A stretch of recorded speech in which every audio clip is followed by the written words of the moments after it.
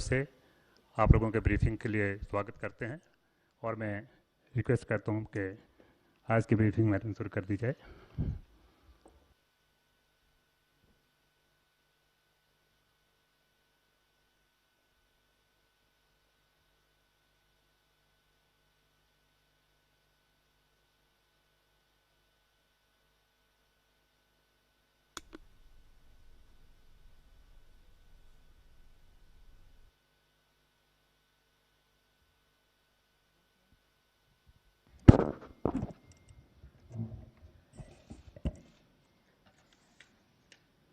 Namaskar.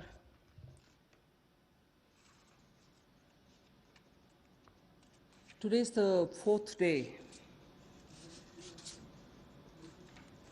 where after the Prime Minister's address to the nation on building a Atmanirbhar Bharat, we have been announcing in several tranches the various steps that we want to take to give a stimulus, to help and to extend that little assistance which as a government we should and do it in time, and therefore we had a Pradhan Mantri Garib Kalyan package. Post that, we also ensured that people don't suffer with having to file their returns or comply with taxation and related things. So in stages we've announced relief for the MSMEs, NBFCs and so on. But importantly, Prime Minister had also said in building a self-reliant Bharat, we should prepare ourselves also for tough competition so that we become strong, we are able to be, first of all, self-reliant, and at the same time, be sure we are strong enough to face the challenges of the global value chains and also be ready to integrate. I repeat, when we talk of self-reliant Bharat, when we talk of Atmanirbhar Bharat, we are not looking inwards. It's not isolationist policy. It is certainly making India strong, making India rely on its strength and be ready to face the global challenge. Many sectors need policy simplification, whereby we can make it simpler for people to understand what that sector can provide for them, how they can participate in that sectoral related activities, bring in transparency in processes, and so on. So once we decongest sectors,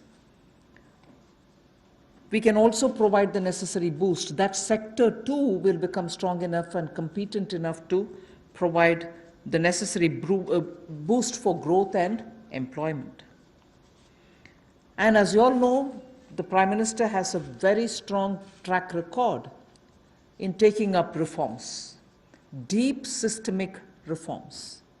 I'll just highlight those reforms which are worth recalling.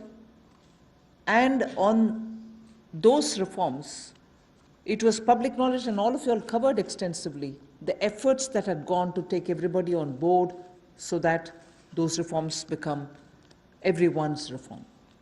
DBT, the direct benefit transfer. Today it's become very useful for us to be able to directly give money in the hands of people. GST, which had been pending for a very long time, all states were taken on board, and GST brought in one nation, one market. IBC, companies waited for decades to have their insolvency-related matters settled. Limited success was felt through the various other programs, schemes which existed, SARFAESI or BIFR and so on. Then the several steps which were taken for ease of doing business so that India becomes an attractive destination for investment. You also had the public sector banks reforms, not only just infusing some equity, but also making sure that they become professionally managed, although they are public sector banks, and performing well, but still they needed to have more professionalism. So that was also, and giving independence for them, because that's an area in which I would take extreme pride to say, between 14 until today, you wouldn't have had one phone call going to any one of the banks saying, give this loan to my cousin or my whoever. No cronyism has been developed through the banks. Direct taxation reforms, Revenue Secretary is here. Most unexpected time, the country saw that a drastic step had been taken, drastic but in a favorable sense. Power sector reforms. Udai was a scheme which was brought in with a great sense of wanting to clean up that sector. It has its challenges, but it was a daring reform.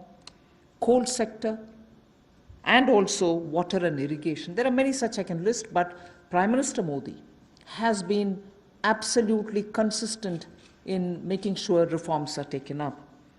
So structural reforms are the focus of today's announcements.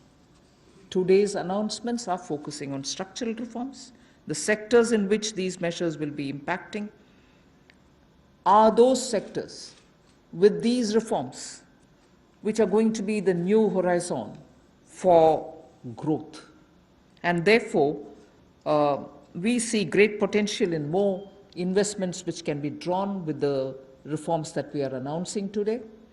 More production can be clearly marked, and certainly it will lead to a lot more employment possibilities.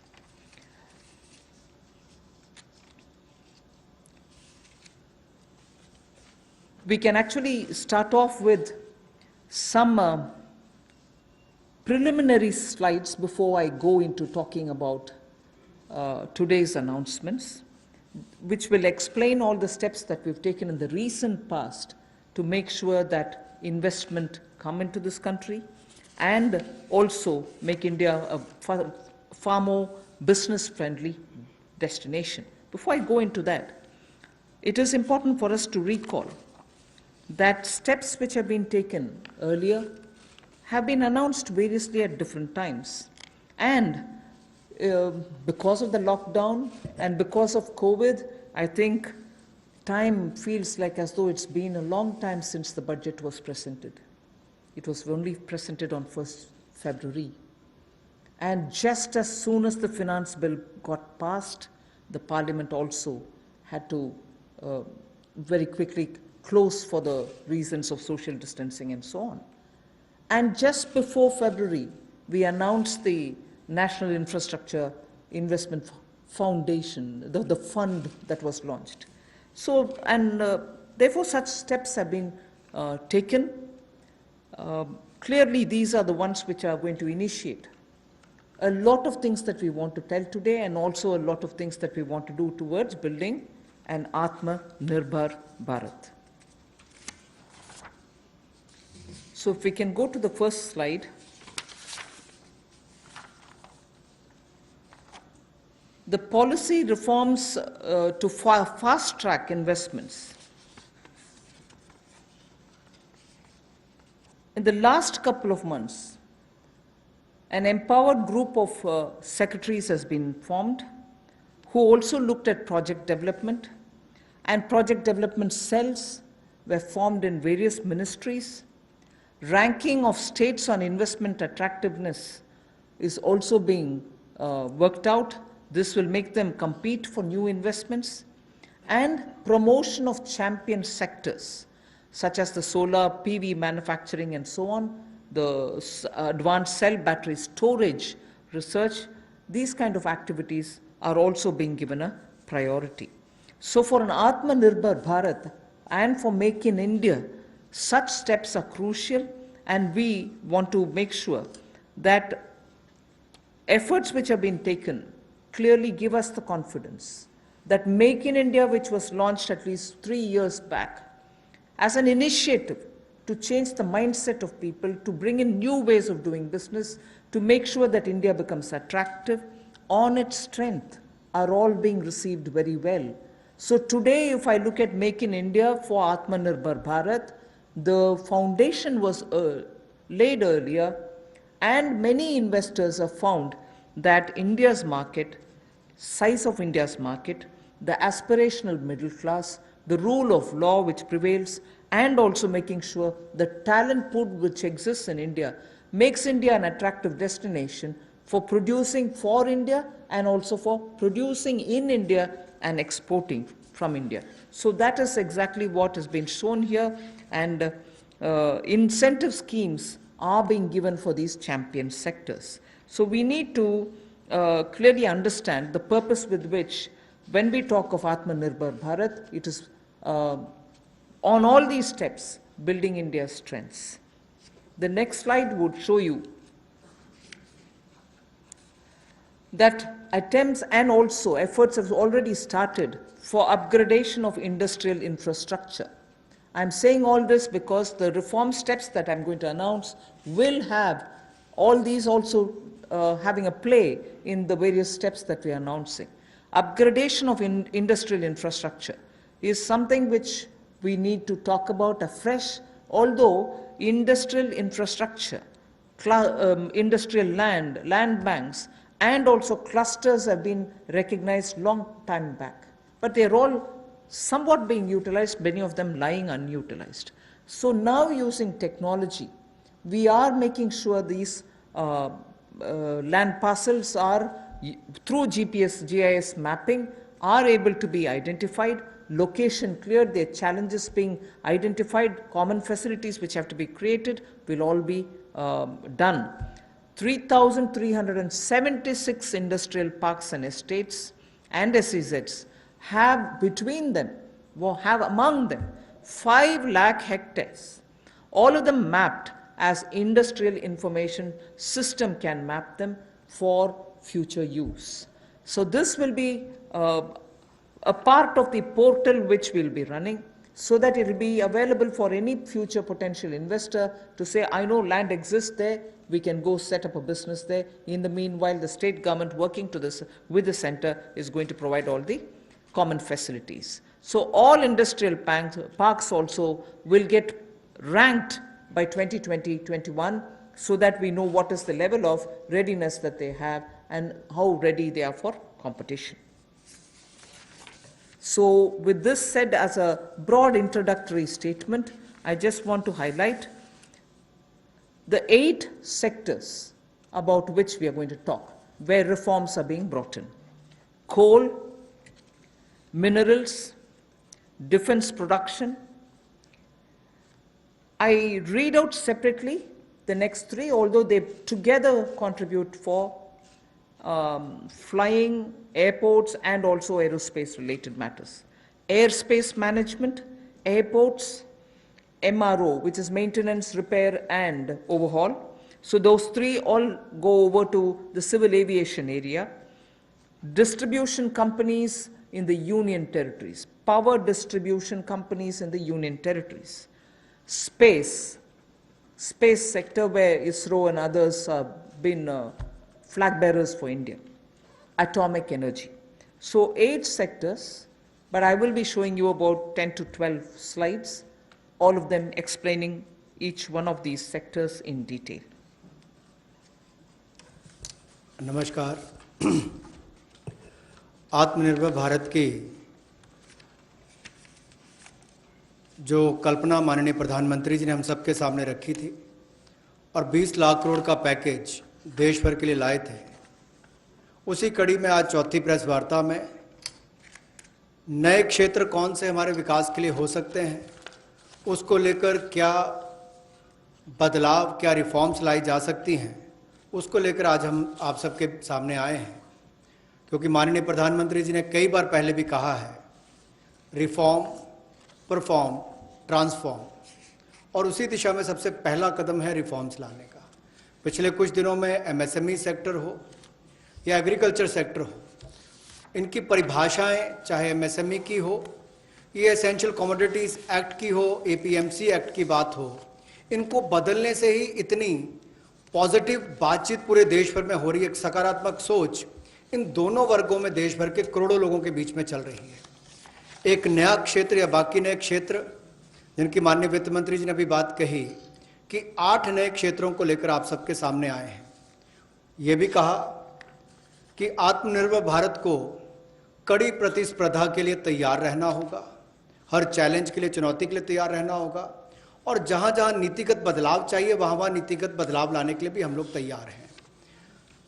अब implementation की बात आती है, उसके लिए माने ही मोदी जी जाते हैं कि किस तरह से अच्छी इम्प्लीमेंटेशन पिछले 6 वर्षों में करके दिखाई, चाहे वो जीएसटी की बात हो, इंसॉल्वेंसी बैंक्रप्सी कोड की बात हो, जनधन योजना की बात हो, यूपीआई जैसे प्लेटफॉर्म बनाने की बात हो, हर गांव में बिजली और हर घर को राशन देने तक की कोविड-19 की स्थिति में बात हो। तो इसलिए इस सेक्टर्स में भी तेजी कैसे आए, फास्ट ट्रैक इन्वेस्टमेंट की कैसे हो, उसके लिए एम्पावर्ड ग्रुप ऑफ सेक्रेटरीज का गठन किया गया है, जो निजी निवेश की मंजूरी के लिए गति देने का काम उसमें से करेंगे ताकि उसमें सहायता मिल सके और आकर्षित हम विदेशी निवेश को कर सकें। प्रत्येक मंत्रालय में प्रोजेक्ट डेवलपमेंट सेल बनेगा जो ये तय करेगा कि किस क्षेत्र में निवेश आ सकता है, कौन निवेशक हो सकता है, इनसे बातचीत करेगा और राज्यों से और केंद्र से बात भी करेगा ताकि निवेश करने वाले को कहीं पर दिक्कत ना आए। एक तरह से हैंड होल्डिंग करने का काम यहाँ पर होगा। राज्यों की रैंकिंग भी होगी, उनकी कितनी अट्रैक्टिव पॉलिसीज हैं कि इन्वेस्टमेंट के लिए, यानी कि निवेश के लिए कितनी आकर्षित करने वाली उनकी योजनाएं हैं, उसके ऊपर डिपेंड करेगा उनकी रैंकिंग को। और नए चैंपियन सेक्टर्स को बढ़ावा देने के लिए, चाहे वो सोलर पीवी हो, इसकी मैन्युफैक्चरिंग की बात हो, या एडवांस सेल बैटरी मैन्युफैक्चरिंग की बात हो, इसके लिए भी जो भी इंसेंटिव देने होंगे वो भी हम लेकर आएंगे ताकि इन क्षेत्रों में भी बढ़ावा, ऐसे और कई क्षेत्रों में भी बढ़ावा मिल सके जो नए चैंपियन सेक्टर्स हैं।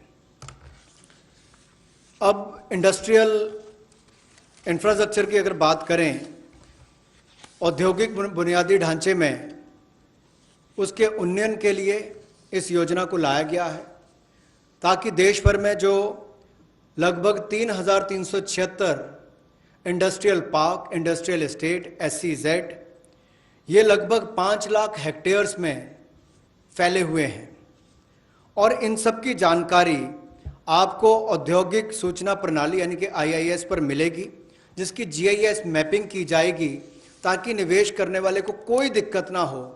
जो उसको बाद में दिक्कत आती थी ज़मीन से जुड़े मुद्दों को लेकर, वो भी दूर होगी। ज़मीन की उपलब्धता भी 5 लाख हेक्टेयर के लगभग जो इंडस्ट्रियल हमारे स्टेट्स हैं या हमारे पार्क्स हैं उनमें भी जो होगी उसमें उनको लाभ मिलेगा। और इसीलिए इस योजना में बदलाव भी लाया गया है। इसको मिशन मोड पर, चैलेंज मोड पर किया जाएगा ताकि ज़्यादा से ज़्यादा निवेशकों को ज़मीन जल्द से जल्द उपलब्ध राज्यों में करवाई जा सके, और इसके लिए कनेक्टिविटी में भी सुधार होगा और कॉमन इंफ्रास्ट्रक्चर जो है उसमें भी अपग्रेड करने का काम किया जाएगा। The first of the 8 sectors that I want to speak about is coal.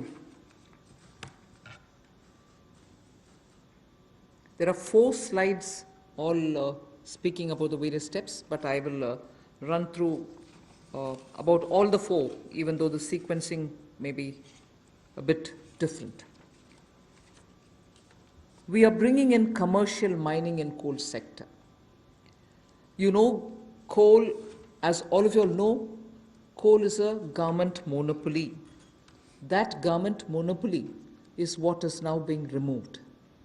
Commercial mining of coal on a revenue sharing basis would help more coal availability and also more coal availability at market prices. So this will be far more efficient and more people can get to using it. Liberalized entries will be allowed for people to participate for a range of coal blocks, and for those who produce well before the deadline, incentives also will be given. But let's first understand, if India, which is the 3rd richest or which has the 3rd largest and 3rd large valued coal availability in its mines, in untapped mines, meaning it has the 3rd valuable deposit of coal, and we still import coal, and we still sometimes feel that the energy sector is suffering because raw material is not available. So regulations are required, and this line you would recall I have said day before yesterday, I have also said yesterday, Regulations are required when there is a shortage. But this country has got abundant coal, and we've been regulating it, suffocating it from producing ample quantity of coal which will be required by the industry. Economy can be benefiting from this kind of opening up. Of course, we are conscious that coal is not so environment friendly. So in order to have coal converted into gas, we are providing incentive so that coal is also used, but the environment commitments of India are honored, and we benefit from gasification of coal. And also the coal bed methane also will be auctioned, so that these coal beds which are with Coal India but untapped also can benefit the country. So the coal bed methane extraction also will happen through auctioning. 50,000 crores will be spent by Government of India for creating evacuation infrastructure, because after the coal is mined, brought to the pit head, you don't have enough right kind of infrastructure to have this coal, mined coal, evacuated from there. So 50,000 crores is being given to ensure that evacuation infrastructure is provided. So this is, in short, what is being done to bring in reforms in the coal sector.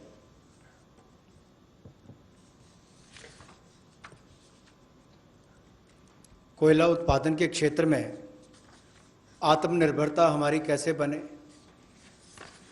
और केवल उतना ही कोयला बाहर से लाया जाए जिसकी आवश्यकता है, जो यहाँ पर उपलब्ध नहीं है। दुनिया के पहले 3 सबसे बड़े भंडारण क्षमताओं में जहाँ पर कोल ब्लॉक्स है, यानी कि जहाँ पर कोयला है, उसमें भारत आता है। उसके बावजूद हम शायद अपनी क्षमता का दोहन नहीं कर पाए जो हमारे पास उपलब्ध थी, और इसीलिए कुछ बदलाव इसमें किए जाएंगे ताकि इसमें जो प्रति टन पहले जितने रुपए मिलते थे उसकी बजाय अब राजस्व साझा करने की बात आएगी, उस पर जाया जाएगा।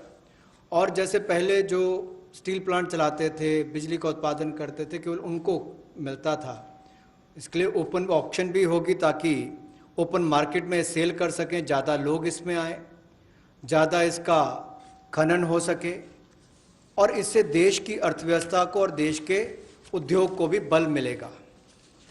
लगभग 50 ऐसे नए ब्लॉक्स खनन के लिए नीलामी पर आने वाले समय में उपलब्ध करवाए जाएंगे, और इसमें अपफ्रंट पेमेंट की सीलिंग होगी। कोई पात्रता के बड़ी कंडीशन इसमें नहीं है इस तरह की, केवल उनको अपफ्रंट पेमेंट करनी है।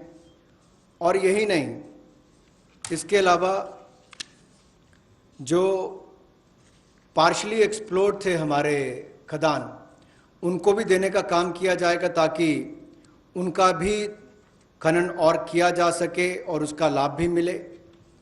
कहीं ना कहीं आंशिक रूप से ये जो अन्वेषण हुआ था, अब इसको निजी क्षेत्र को देकर जल्दी उसमें और लाभ मिल सकता है, और प्लेयर्स आएंगे तो खनन ज़्यादा हो पाएगा। और जो अपना समय से पहले खनन की प्रक्रिया को पूरा करता है तो उसको भी इंसेंटिवाइज करने का काम कुछ ऐसे प्रोग्राम्स के माध्यम से किया जाएगा। गैसिफिकेशन के लिए नई अलॉटमेंट्स की जाएंगी ताकि अलग अलग इसमें डाइवर्सिफाइड अपॉर्चुनिटीज मिल सकें उनको। रेवेन्यू शेयर में उनको रिबेट मिलेगा जो सक्सेसफुल कोल बिडर्स होंगे। और यही नहीं, इसके इंफ्रास्ट्रक्चर के डेवलपमेंट के लिए, आधारभूत ढांचे के डेवलपमेंट के लिए लगभग 50,000 करोड़ रुपया खर्च होगा।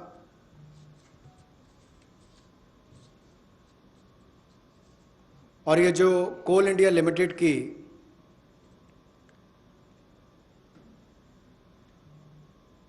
एनहांस्ड एवैक्यूएशन की हम बात करते हैं, NCIL जो कोल इंडिया लिमिटेड की जो खदानें हैं, उसके लिए भी कोल प्रोडक्शन प्राइवेट ब्लॉक्स को दी जाए, उसके लिए भी इसमें अवसर उपलब्ध होंगे।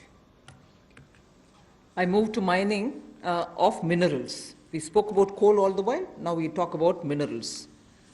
Minerals, the sectoral reform that we want to bring in order that we have a boost given for growth of the sector, better employment potential, and bring in state-of-the-art technology, is to now have a seamless composite exploration come mining come production regime. Earlier, somebody was doing the exploration, someone else had to again come and undergo the whole process of auction, bids and so on to start the mining, and then once the mining activity starts, the production is subsequent. All these were dealt with in separate silos. So now what is being suggested is to, for ease of everybody participating and also the stakeholders, a seamless composite exploration come mining come production regime is being brought in. So there is no uncertainty for somebody who invests a big quantum of money for exploration whether he'll be able eventually to even to mine the mineral. So that system is going to make it easy. 500 mining blocks would be offered through this open, transparent mechanism. And if I take the example of aluminium, the way in which things had happened, the prevailing by the prevailing setup, if somebody wants bauxite, which is a necessary raw material for aluminium, he had to go for an auction for bauxite. And then he would realize that he doesn't have enough power to generate, or power supply is erratic. Then he would turn around saying, can I have some coal from somewhere? If he doesn't get it, or if he doesn't have enough power supply, he ends up sitting with the raw material but not being able to produce aluminium. So many such people had left this country and gone and invested elsewhere because of these mismatched policy. So what we are now taking the example of aluminium telling you is joint auction of the necessary two, like bauxite and coal, will happen so that it can enhance aluminium industry's competitiveness and will help aluminium industry now to reduce electricity costs, because they would be given the coal, they can gasify it and then use it, or use it in the other way. So that is one major step that we want to take in order that the mineral sector is better facilitated. And then we would also like to remove the distinction between captive and non-captive mines.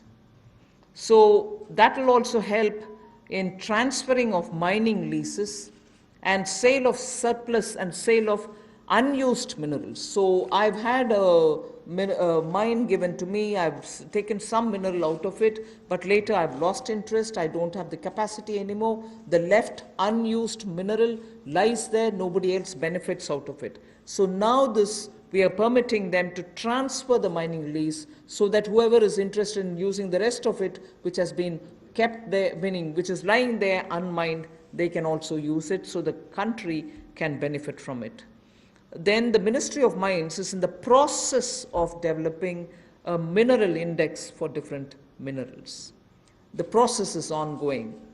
Then a rationalization of stamp duty, which is payable at the time of award of mining leases, is also happening. So these two slides have clearly told you about the various reform steps that we're taking in order that this country, which is rich in minerals, gets timely served by the availability of the minerals for the industries to benefit from. जहाँ कोयले वाले में पहले partially explored blocks इनकी भी auction करने की option दी जाएगी ताकि उसकी एक्सप्लोरेशन भी हो सके और उसकी प्रोडक्शन से भी उसका लाभ लिया जा सके। इसमें प्राइवेट सेक्टर की पार्टिसिपेशन को बड़ा बल मिलेगा और इससे इस क्षेत्र को बढ़ावा मिलेगा। गैसिफिकेशन की जो बात की गई, इससे भी एक डाइवर्सिफाई करके क्लीन फ्यूल की तरफ जाने की बात अगर हम करें तो उसका भी लाभ मिल पाएगा। और इसमें भी लगभग इंफ्रास्ट्रक्चर की डेवलपमेंट के लिए 50,000 करोड़ रुपये का खर्च होगा।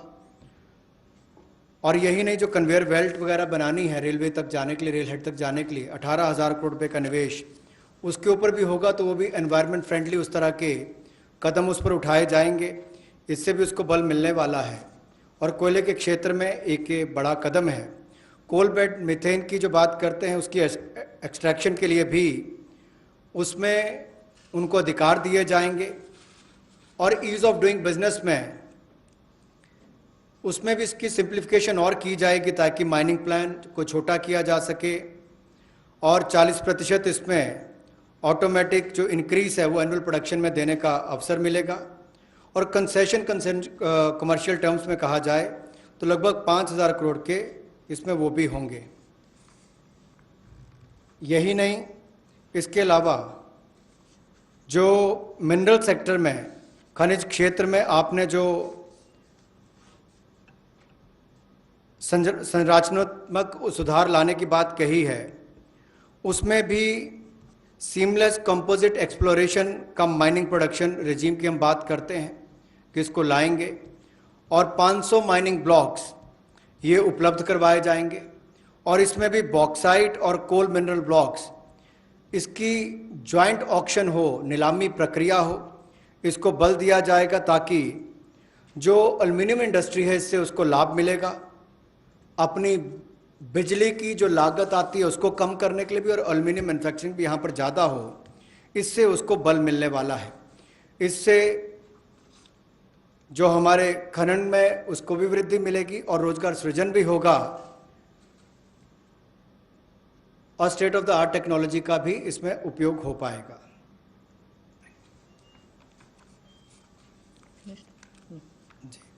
मिनरल इंडेक्स बनाने की एक बात हमने यहाँ पर की है, जिसको डेवलप किया जाएगा, और स्टैंप ड्यूटी को रैशनलाइज किया जाएगा उस समय जब वो अवार्ड की जाएगी माइनिंग लीसेस, उस समय उनको कर दिया जाएगा।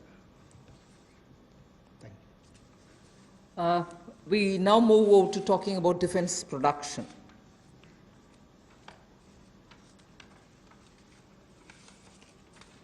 Make in India and self-reliance have now, as I said, become a partner in the sense of for self-reliance, Make in India is absolutely necessary. And particularly when you're talking about critical industries like defense, we need to be self-reliant where we really can be. Of course, armed forces require best of equipments. They need some of the latest technology-driven equipments. Some high-tech equipments are required, which have to be imported. They can be imported. And it continues. We are seeing very good latest weaponry coming also. But some of those which are being produced in India can be bought in India.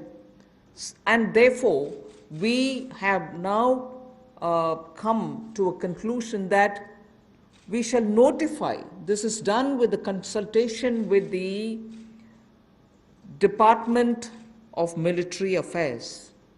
We shall notify a list of weapons and platforms which shall be not allowed for import, but we shall have them bought from India. So the import of this listed set of equipments shall not be allowed. They shall be banned. And every year this list will be increased because more capacities which come to be recognized, which meet the standards, which meet the defense standards, will be obtained from India. As they say, the defense's general staff qualitative requirements, the GSQRs for weapons and platforms will all be honored, but those list of items which get notified can only be purchased from India. Indigenization of some imported spares will also be given priority. For years we have been producing spares which are good enough for even those imported vectors, imported weaponry, imported platforms. Unless we are able to do that, the spares are also something which India probably can produce but are getting imported. So indigenization of imported spares. Then for all this, a budget provision, a separate budget provision will also be given for domestic capital procurement. So this is going to be something with which the defense can make sure that their import bill can come down. This is done in consultation with the Department of Military Affairs, and this will be an important step towards making sure that Indian producers of defense equipments which are absolutely meeting with the standards which the armed forces would want will be purchased from India. The next step in defense production related reform is to improve the autonomy, accountability, and efficiency in ordnance supplies which are being made by the ordnance factories. And for this, we intend to corporatize ordnance factory boards. I like to emphasize here, corporatization is not privatization. It doesn't mean that the ordnance factory boards are going to be privatized. No, they're not being privatized. But corporatized they will be. We want them to be better managed. We also eventually hope that they will get listed in the stock market. Ordinary Indian citizens can also buy shares in them. And through that, we expect that the ordnance factory boards and their processes, decision-making, output, performance, all of them will be transparent for the Indian citizens. So ordnance factory boards will be corporatized, not privatized. I want to underline that, and I want media friends to please differentiate between corporatization and privatization. The next set of things about defense production is that FDI limits are being raised from 49% to 74%. Of course, it will have the security clearances and everything else, as always. And then we'll also have a mechanism established so that time-bound defense procurement processes happen. There will be a project management unit set up. Support will be given for contract management purposes. Then we are, as I said earlier, a realistic setting for the General Staff qualitative requirements, the GSQRs as they're known, of weapons and platforms will be made, because sometimes unrealistic quality requirements are established and quite a lot of time is spent in searching for suppliers who will meet all those requirements. You end up with just one supplier, and just buying it from one supplier is not permitted, and then you do the entire circle all over again. So realistic setting of qualitative requirements is something on which we'll place emphasis, and above all, overhauling of the trial and testing processes. Yes, we understand India is a country which has different climatic and geospatial requirements, tropical, coastal, Himalayan, high altitude, and everything else. But we still need to be far more efficient in trial and testing of procedures.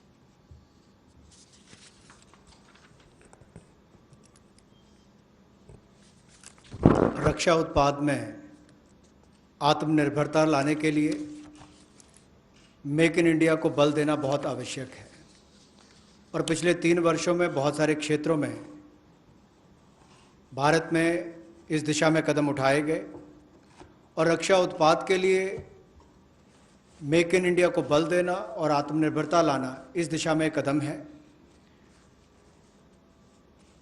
Weapons की list को notify किया जाएगा, platforms की list को notify किया जाएगा, और उन पर बैन लगाया जाएगा इंपोर्ट के लिए। हर साल इसके लिए अलग अलग टाइमलाइंस आती जाएंगी, ताकि वर्ष प्रति वर्ष भारत में हथियारों का उत्पादन यहीं पर हो और हम विदेशों पर कम निर्भर रहें, उस दिशा में एक कदम है। जो पुर्जे भी हमें इंपोर्ट करने पड़ते हैं, उसमें भी कमी लाने के लिए उनकी मैन्युफैक्चरिंग यहीं पर हो, भारतीय कंपनियों में उनका निर्माण हो, यहीं पे भारत में हो। और यही नहीं, इसके लिए सेपरेट बजट का प्रावधान भी किया जाएगा, जो डोमेस्टिक कैपिटल प्रोक्योरमेंट है उसके लिए।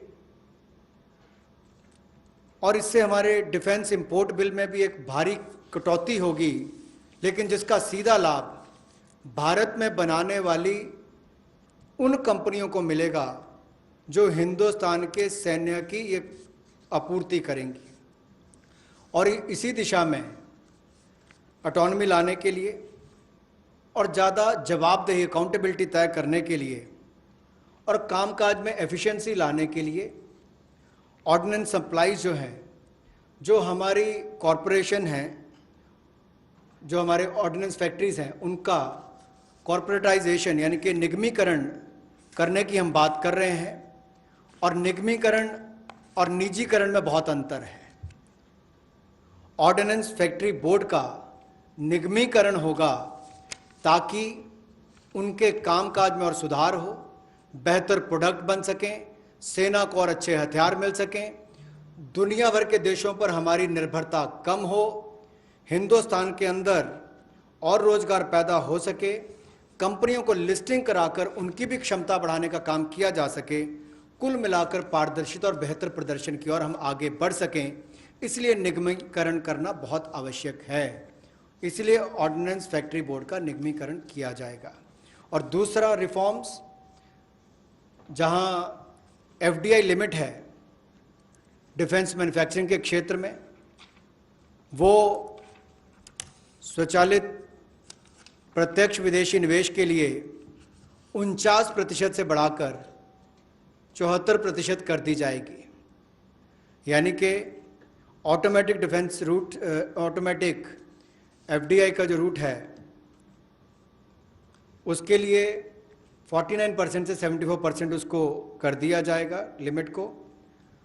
और time bound defence procurement process हमारा हो, इसके लिए त्वरित फैसले लेने का भी काम किया जाएगा।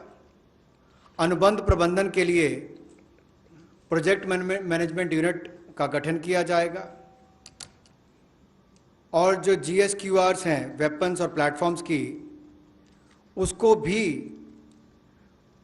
व्यवहारिक बनाने का काम किया जाएगा।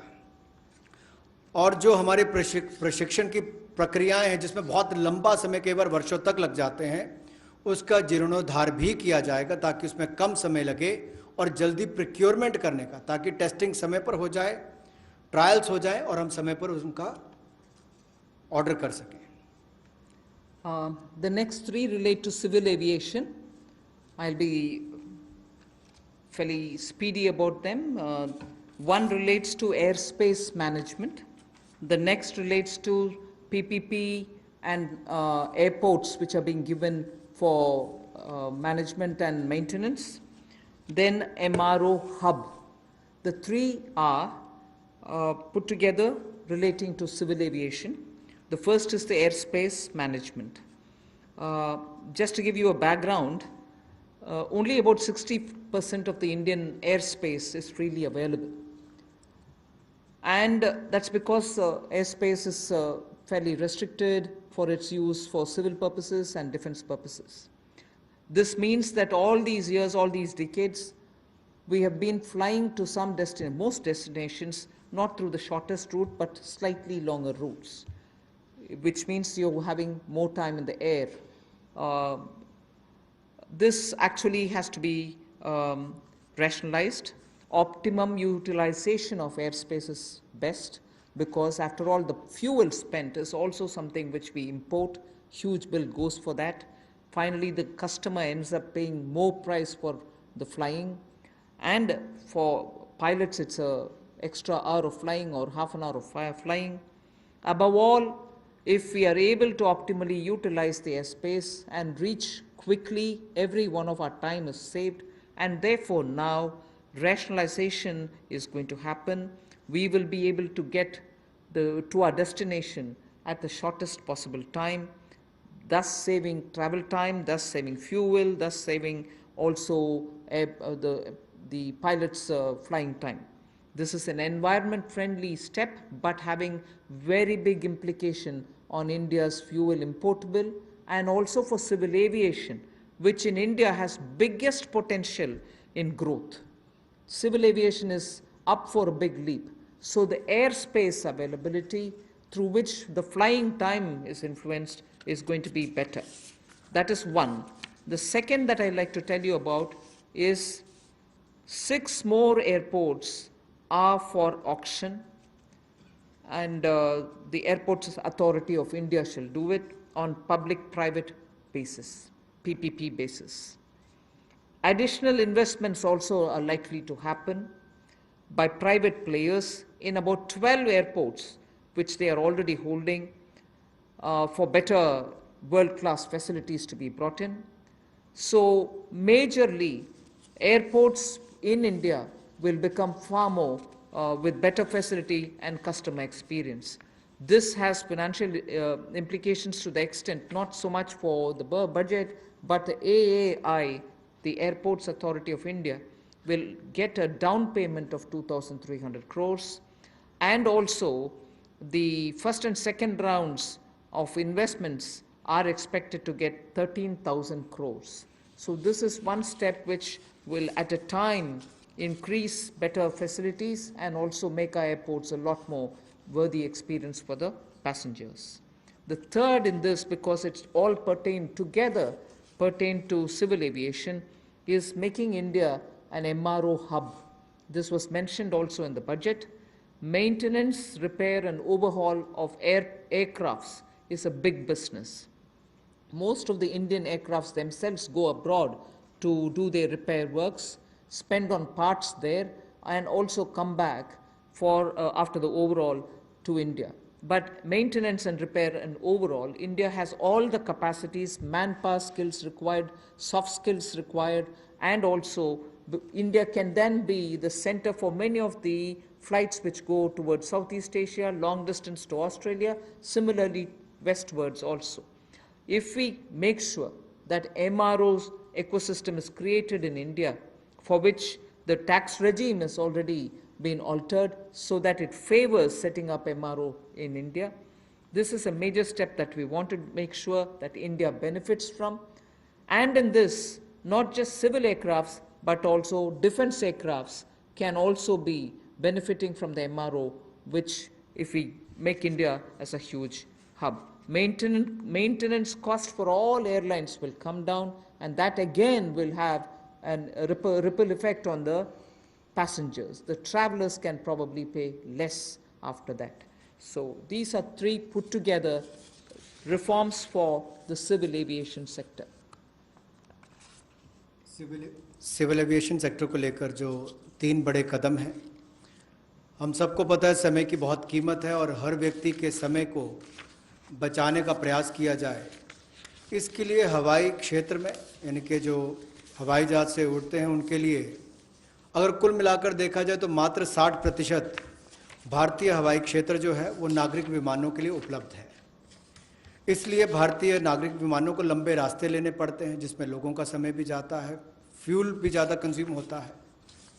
अब भारतीय हवाई क्षेत्र की इस पाबंदी को और सरल और जो हम सुगम बनाएंगे, जिससे नागरिक विमानों के लिए कम समय लगेगा और वो ज़्यादा दक्ष बन सकेंगे।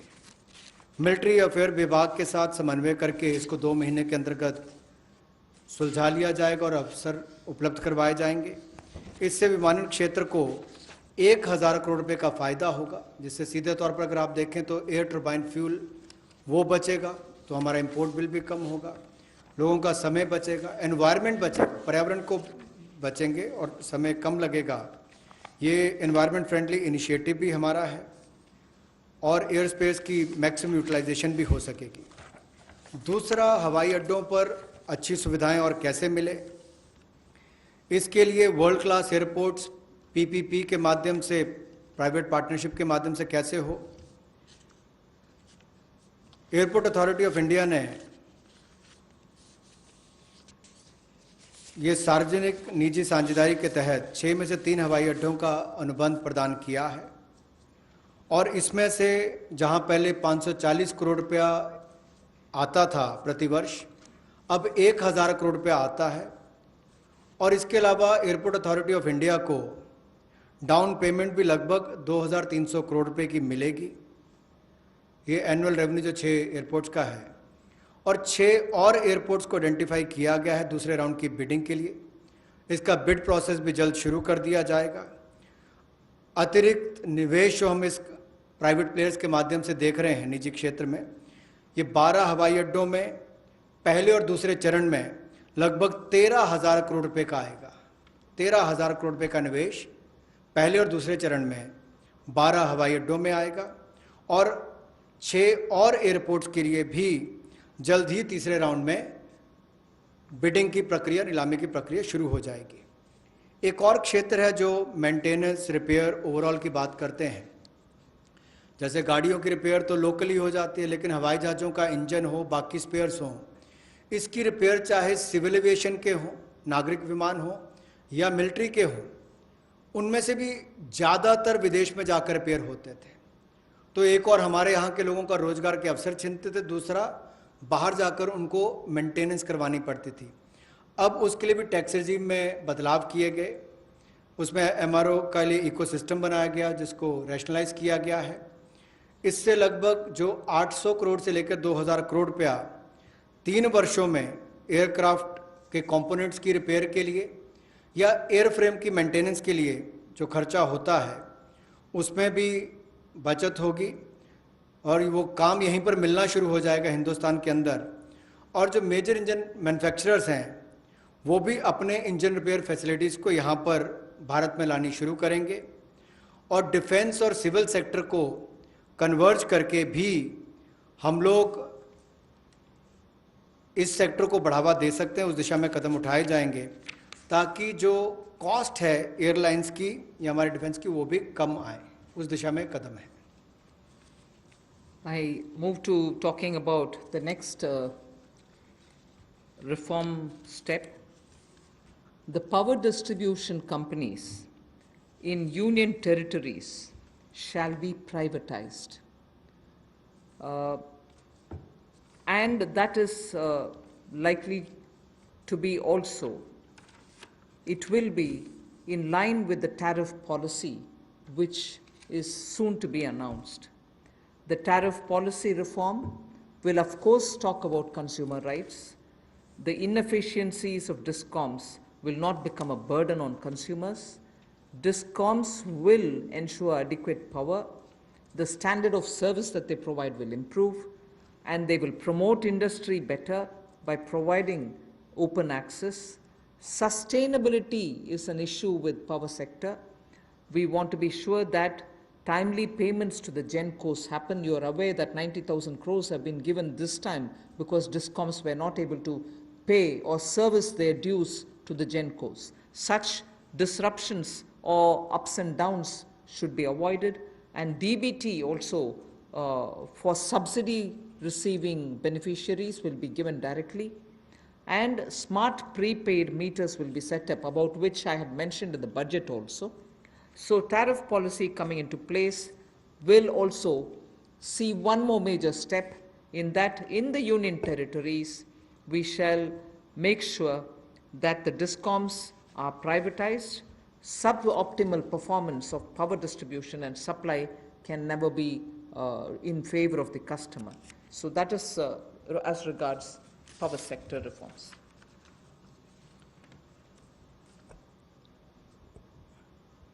विद्युत के क्षेत्र में कुछ बदलाव किए जाएंगे, जहां पर सबसे पहले तो उपभोक्ताओं को उनके अधिकार, पर्याप्त बिजली मिलेगी और अप्रभावी बिजली कंपनियों का जो नुकसान है वो हमारे उपभोक्ताओं को नहीं झेलना पड़ेगा। डिस्कॉम्स को पर्याप्त बिजली उपभोक्ता को उपलब्ध करवानी पड़ेगी, लोड शेडिंग करने वाले को पेनलाइज किया जाएगा। दूसरा, इंडस्ट्री को बल मिलेगा, उद्योग को बढ़ावा मिलेगा, इससे क्रॉस सब्सिडी में कमी आएगी, विद्युत उत्पादन को बढ़ावा मिलेगा और जो विद्युत उत्पादन करने वाली कंपनियां हैं उनमें भी प्रतिस्पर्धा बढ़ेगी और इनको चयनित भी उसी आधार पर किया जाएगा ताकि ये अच्छी सुविधाएं और सर्विसेज दे सकें। बिजली क्षेत्र में स्थिरता आएगी, इसमें कोई रेगुलेटरी एसेट्स नहीं होंगे और टाइमली पेमेंट जो है, समय पर जो पेमेंट है, जो पावर यानी कि बिजली का उत्पादन करने वाली कंपनियां उनको होंगी। डीबीटी का लाभ हमने बहुत सारी योजनाओं में देखा है कि किस तरह से माननीय मोदी जी की सरकार ने बहुत सारी योजनाओं को अब डायरेक्ट बेनिफिशियरी ट्रांसफ़र के रूप से सीधा उपभोक्ता के खाते में पहुंचाने का काम किया, जिसमें उपभोक्ताओं को बहुत लाभ मिला। तो यहाँ पर भी सब्सिडी डीबीटी के माध्यम से और स्मार्ट प्रीपेड मीटर्स लगाने का काम किया जाएगा, ताकि किसी के साथ कोई धोखाधड़ी ना हो सके और उसका भी लाभ मिलेगा। इसके साथ साथ जो वितरण है बिजली का, वो यूनियन टेरिटरीज में उसको प्राइवेटाइजेशन करने के लिए, निजीकरण करने के लिए कदम उठाए जा रहे हैं। इस पे जो सब ऑप्टिमल परफॉर्मेंस इनकी पावर डिस्ट्रीब्यूशन कंपनीज की आ रही है और जो सप्लाई में भी कमी रहती है उसमें भी सुधार होगा। और इसमें जो पावर डिपार्टमेंट और यूटिलिटीज़ हैं, यूटीज़ में, इनका निजीकरण किया जाएगा। इससे बेहतर सर्विसेज को बल मिलेगा, जैसा मैंने अभी आपको कहा। और यही नहीं, हमारी पावर डिस्ट्रीब्यूशन में भी एफिशिएंसी और आएगी और एक मॉडल के रूप में हम इसको देश भर के लिए खड़ा करके देंगे। सबसे पहले इनको यूनियन टेरिटरीज में खड़ा किया जाएगा और मुझे पूर्ण विश्वास है बाकी राज्य इन मॉडल्स को देखकर अपने अपने राज्यों में सुधार करने के लिए भी भविष्य में आकर्षित होंगे। The next is on social infra projects. For creation of social infrastructure projects, which are like hospitals, because India needs a ramp up on social infrastructure, government has made a provision for 8,100 crores, that will be the total outlay, which will be going in the form of viability gap funding. So, in general, for most projects which are supported by government or states or the statutory bodies, 20% is what is given as viability gap funding. But in this case of social infrastructure, government has decided to give 30% viability gap funding. So the quantum is increased from 20 to 30%. Through this, we expect that the urgent requirement for social infrastructure all over the country is not just going to be developed by government, but also private enterprises will come in because of this viability gap funding which we want to provide, and that is an increased viability gap funding.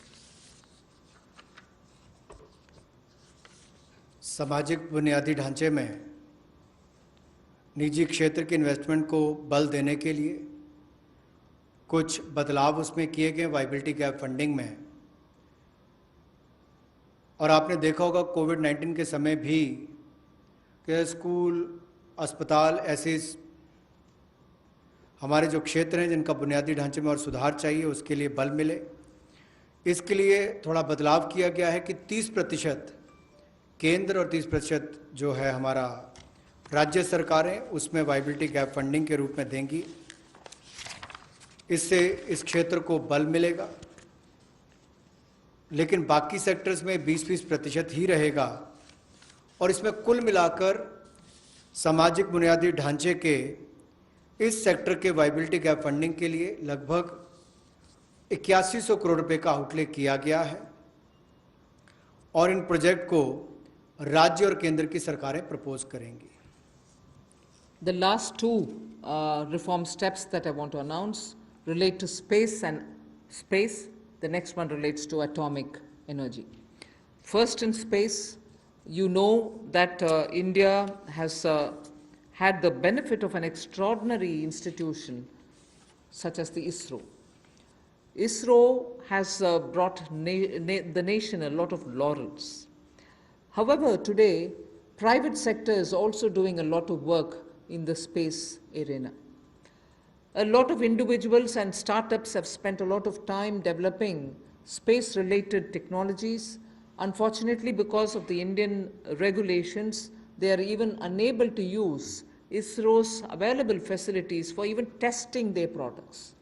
So what we want to do now, in order to provide level playing field for private companies, satellite launches and space-based services, we will make a provision for them to benefit from the assets which are available with the ISRO and for India to benefit from it. We'll also provide predictable policy and regulatory environment for private players. We want them to be co-travelers with us, and therefore private sector is being encouraged. And also, for future projects for planetary explorations and outer space travel, it will also be open for private sector. So in short, private sector is being given a good access to this space area where both government and private sector can work for a better Atmanirbhar Bharat. Another important aspect is there's a lot of geospatial data in India for Indians, particularly like startups which are looking at doing a lot of irrigation work, drought-prone area development work, groundwater work. They don't most often get the data within India. They go getting it from abroad, data about India, paying through their nose for some good work that they do for India itself. So a liberal geospatial data policy is something which we like to work, and we want to provide remote sensing data to tech entrepreneurs, but of course with a lot of sense of caution, because this is a very sensitive area. We want to also give the benefit and the advantage to the Indian startups who are also doing pioneering work. अंतरिक्ष के क्षेत्र में भारत ने बहुत अच्छा काम पिछले कुछ वर्षों में किया है।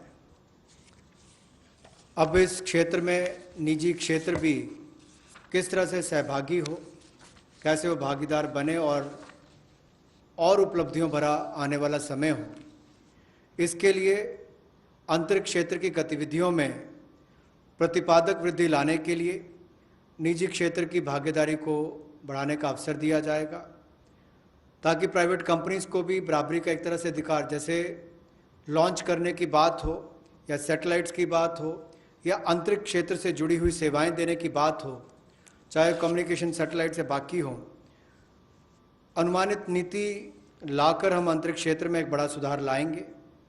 और यही नहीं, निजी क्षेत्र की कंपनियों को इसरो की सुविधाएं या जो एसेट्स हैं उनको इस्तेमाल का प्रावधान करेंगे, ताकि वे अपनी क्षमता बढ़ा सकें और उपलब्धियों भरा हमारा आने वाला समय अंतरिक्ष के क्षेत्र से जुड़ी हुई, चाहे वो सेवाएं हो या खोज हो, उससे जुड़ने के लिए हो।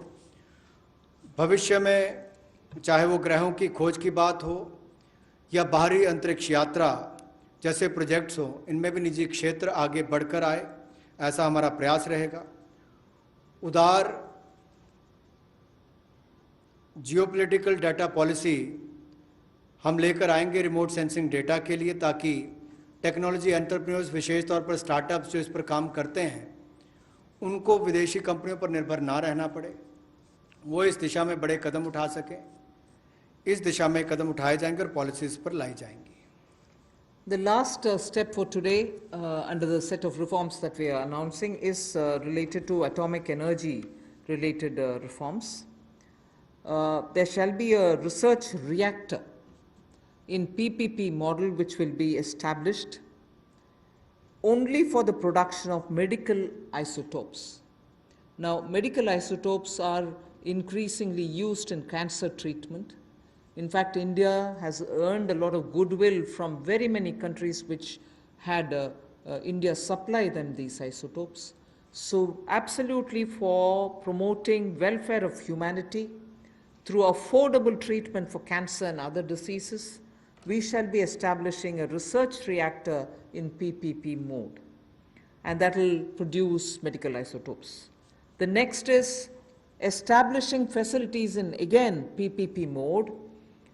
Atomic energy is completely with the government, but here are the ways in which we are bringing in the PPP mode, establishing facilities in PPP mode to use irradiation technology, the radiation technology, for food preservation. Radiation technology, as you know, at one point in time the government also was discussing it, and a lot of you all were asking us questions. In crops which are like perishable crops like onions, most often when there is a good crop, because of its short shelf life, they are normally sold at a absolutely low price, or they are left to rot. Whereas when you use radiation technology, we are able to provide it the necessary qualities with which it can be stored for a longer time. Shelf life of perishable goods like onions can be improved and longevity given. This is something on which technology development cum incubation centers being established now will also set up a kind of synergy between research facilities and tech entrepreneurs who can develop such technologies which will be used for very many daily use matters such as vegetables and fruits preservation and so on. So this pertains to reforms in atomic energy, and that's my last slide. Atomic energy से related जो हमारी reforms हैं उस पर जो cancer के क्षेत्र में भी भारत ने दुनिया भर में दवाइयाँ देने का काम हो या कोविड-19 के समय भी दुनिया भर के देशों को यहाँ से फार्मा सेक्टर ने जो दवाइयाँ भेजी उसमें और आगे हम क्या कर सकते हैं, मेडिकल आइसोटोप्स का उत्पादन करने के लिए पीपीपी मोड में रिसर्च रिएक्टर्स का स्थापना करेंगे और इससे मानवता की सेवा को और बल मिलेगा। और भारत ने जो कोविड-19 के समय हो या कैंसर की ट्रीटमेंट के लिए भी इससे पहले लगातार दुनिया भर के देशों को यहाँ से मेडिसिन देने का काम किया हो, उस दिशा में भी हम कदम आगे बढ़ा सकें। पीपीपी मोड में जहाँ फैसिलिटीज़ देने की बात है, वहीं पर पिछले कल हमने कहा था टॉप से टोटल, टोमेटो, ऑनियन, पोटैटो से टोटल यानी कि सभी सब्जियों के लिए 500 करोड़ रुपए का जो हम प्रावधान 6 महीने के लिए लेकर आए थे कि पेरिशेबल गुड्स सड़गल ना जाएं, उनको भंडारण की क्षमता हो, तो उस दिशा में भी और काम हो सके और फैसिलिटीज़ बना सकें। तो उसी लिए ये पीपीपी मोड में एकीकृत खाद्य संरक्षण केंद्र हम लोग विकिरण टेक्नोलॉजी यानी कि इरेडिएशन टेक्नोलॉजी के माध्यम से बनाएंगे ताकि हमारे कृषि क्षेत्र को भी इससे बल मिल सके और भंडारण की क्षमताओं को भी इसका लाभ मिल सके। इसके अलावा जो दुनिया भर में भारत के युवाओं ने स्टार्टअप्स के माध्यम से भारत का नाम रोशन किया है, दुनिया के अग्रणी देशों में भारत को लाकर खड़ा किया, ये भारत के युवाओं की एक बहुत बड़ी उपलब्धि है। उसी दिशा में ये स्टार्टअप के रोबस्ट इकोसिस्टम को हम न्यूक्लियर सेक्टर के साथ जोड़ने जा रहे हैं ताकि टेक्नोलॉजी डेवलपमेंट कम इंक्यूबेशन सेंटर्स को सेटअप किया जा सके, इनकी सिनर्जी हो हमारे रिसर्च फैसिलिटीज़ और टेक्नोलॉजी एंटरप्रेन्योर्स के बीच में। एक बहुत बड़ा कदम है इस दिशा में कि एक नया क्षेत्र हमारे देश के युवाओं को अपनी प्रतिभा दिखाने के लिए मिलेगा। स्टार्टअप्स के माध्यम से उन्होंने दुनिया भर में भारत का नाम रोशन किया है, उससे बल मिलेगा और निश्चित तौर पर इससे आगे बढ़ने के अवसर मिलेंगे। और वहीं पर टॉप से टोटल में हमें टेक्नोलॉजी का लाभ भी किसानों के लिए और भंडारण क्षमता के लिए मिलेगा। बहुत बहुत धन्यवाद। धन्यवाद। Friends, we can take some questions, otherwise 12.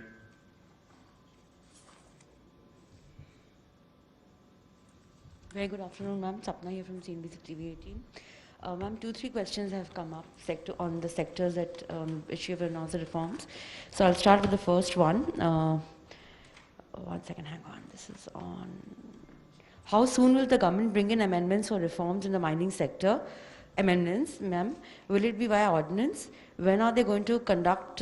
When is the conduct of the first commercial coal mining auction likely? And ma'am, similarly on the defense side, on defense FDI, access to modern technology is a condition for defense FDI above 49%. Now that FDI cap is being increased, will the condition of access to modern technology done away with for FDI up to 74%? These two questions. And ma'am, one broad question also that's doing the rounds. People are asking that, what about the demand side measures to contain the COVID pandemic, ma'am, the after effects? Thank you, ma'am. Well, I would only say on coal-related issues, when is the auction going to happen? When are you going to bring the, legislative amendments? Are you going to do it by ordinance? We intend doing it at the earliest. I do not want to get into details of when, how, and so on, but the intent has been very clearly expressed here. Action will soon follow. That's about coal. And defense production, defense FDI-related issues, the ministry concerned will come up with the detailed answers. Not just answers, but also the notification stating how that is going to work out. We've given broadly the items on which reform steps are being announced today. That's a second.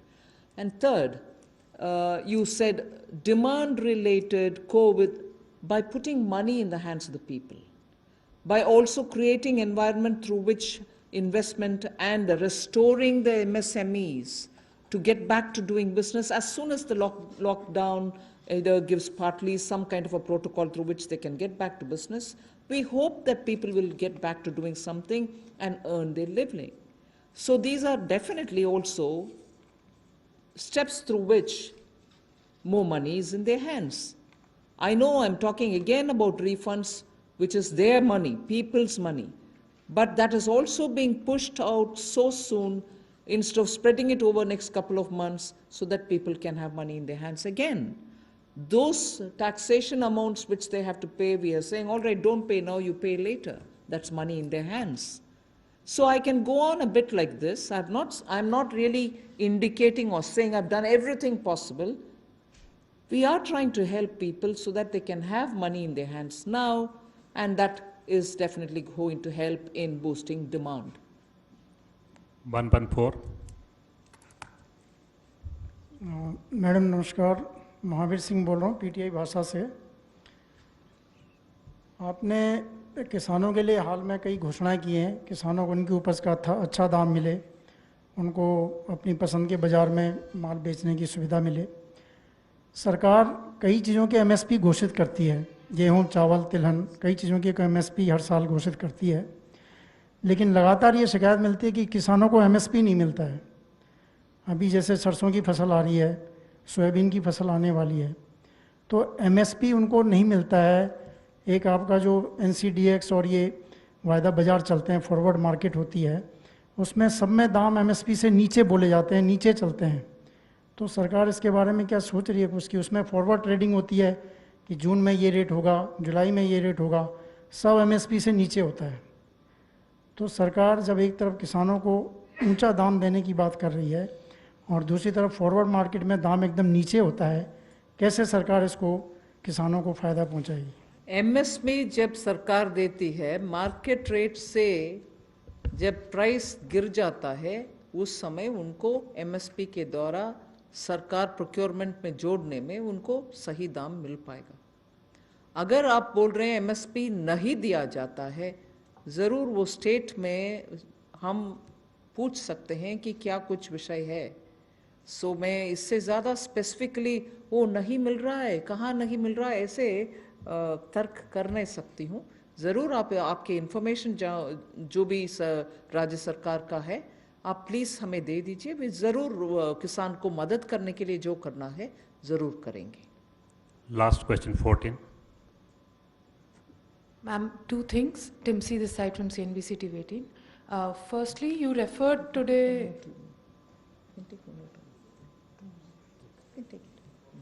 Firstly, you referred today while laying out the reforms for the atomic energy and space.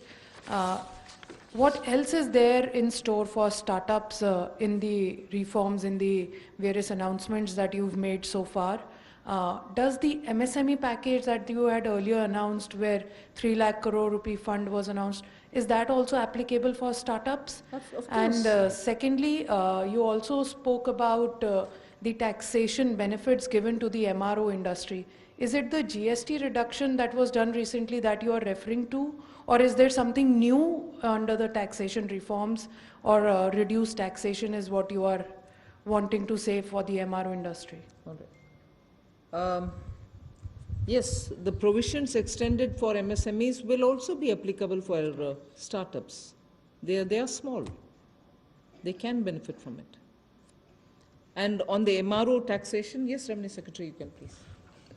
about the MRO, the problem that MRO industry used to face is, because the aircraft could fly to any country in the world and get their repair and overhauling done. And India, we have a very promising civil aviation sector. So we want that the MRO industry should be located in India, and as much repair and other things should be done within the country. One problem that we used to face is that the competitiveness in terms of GST. The GST rate used to be 18%. So in the GST Council meeting held on March 14th, the rate has been brought down to 5% with full input tax credit. And that is something, which the MRO industries, that will make the MRO industry very competitive. There were also some other issue where some foreign airlines, if they had placed some maintenance work to some other country and they had set up their unit inside India, they were also facing certain difficulty. That also has been taken care of. Madam, online question hai. Middle class is still expecting package for them. Will the middle class will also get a similar package which we have given to the agriculture sector and the farmers? This is a As and when we are coming up with the package, we are announcing. 33.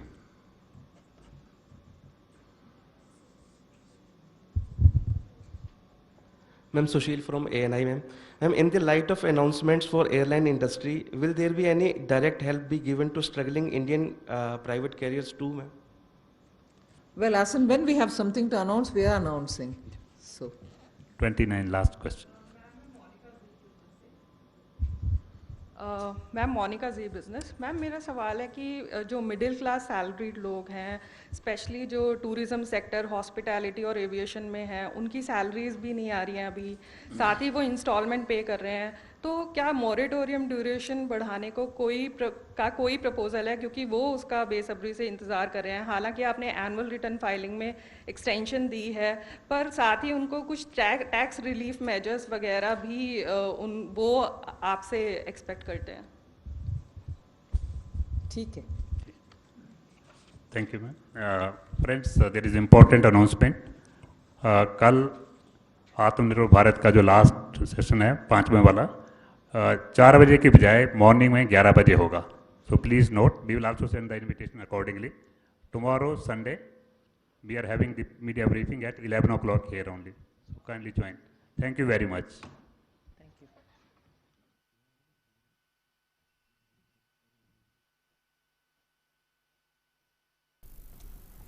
Well, there you heard the Finance Minister and her team making the presentation and making announcements really of the fourth tranche related to Atmanirbhar Bharat, identifying the new avenues of growth, economic growth in the country, and mining and minerals, the government letting go the coal sector as well in terms of having an exclusive preserve and letting the private sector in as well on that. And aerospace, that has also been a long pending demand, freeing up airspace, making private travel through air more efficient in terms of the kind of airspace that can be used, and will lead to a saving of 1,000 crore rupees. And apart from that, in the defense sector, the FDI limit has been raised to 74%. Apart from that, for Make in India and the defense sector, major steps have been taken that there will be a ban list of items which will only be procured from within the country from different ordnance factories or different manufacturers, even in the private sector. And these armaments or these weapon systems will not be imported at all, and this will be put in place for certain timelines which will be also revised year upon year. And after that, of course, there's the corporatization of ordnance factories as well. That will happen. There will be attempts to list them as well. So major steps being taken in different sectors that have been elaborated by the Finance Minister today. My colleague Ajay Mishra is also with me. Ajay, what do you make of these steps that have been announced in terms of especially coal and minerals, civil aviation and defence? मुझे लगता है गौतम, ये जो संरचनात्मक सुधार जिसकी बात वित्त मंत्री कर रही हैं, उन्होंने सबसे पहले तो जो मोदी सरकार द्वारा जो पहले रिफॉर्म्स किए गए हैं उनको उनकी जानकारी दी, जिसमें कि डीबीटी जैसे बड़े रिफॉर्म्स शामिल हैं।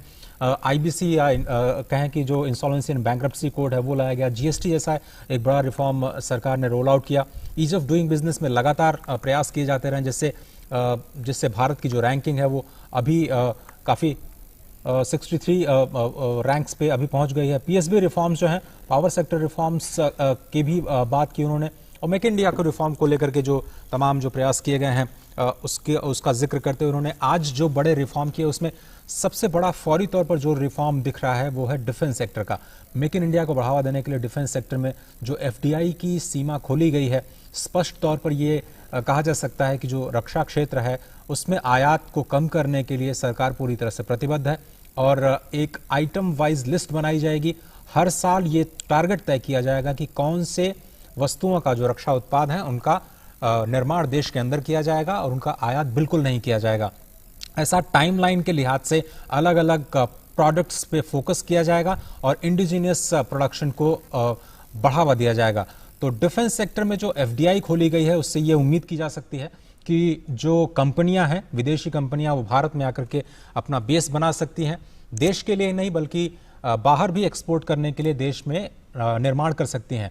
तो 49% को 74% करना ये एक थोड़ा सा चौंकाने वाला फैसला दिखाई देता है, क्योंकि इसकी उम्मीद फिलहाल तुरंत कोई नहीं कर रहा था। लेकिन ये एक बड़ा रिफॉर्म कहा जा सकता है। अगर आज के दिन की हम बात करें तो रक्षा क्षेत्र का जो रिफॉर्म्स है, दूसरी तरफ जी, अगर स्टेट ऑफ द आर्ट कोई एफडीआई हो कोई प्रोडक्ट का, तो उसके लिए तो 100% भी था डिफेंस सेक्टर में, बट इस तरह से पूरे सेक्टर को एफडीआई के लिए 74% तक खोलना ये काफ़ी बड़ा कदम लगता है। जो हमारे साथ डॉक्टर अरविंद विरमानी भी जुड़ गए हैं स्काइप के जरिए, ये आईएमएफ में भी रह चुके हैं और चीफ इकोनॉमिक एडवाइजर भी रह चुके हैं, मिनिस्ट्री ऑफ फाइनेंस के 13वें चीफ इकोनॉमिक एडवाइजर थे। Doctor Virmani, what do you make of these steps that have been announced, a lot of steps that will lead to the opening up further of the defense sector? It's going even into areas like space and atomic energy, which has been the exclusive preserve of the government so far. Yeah, so let me start with the overall perspective and I'll come back to defense, which is a very important point. So I think what they have done is systematically go through sectors which were kind of monopolized by the government not so long ago. So whether it's coal, it was partially liberalized but was a monopoly for a long time, and all the way to space and so on. So that is quite interesting. What it tells me is the government has systematically looked at all the sectors and seen what to do. And we can of course discuss the other details later. But Mishra is quite right. On defense, the encouraging thing is they've decided not to just go one step at a time. I have worked on it. I once wrote a report on FDI liberalization long time ago.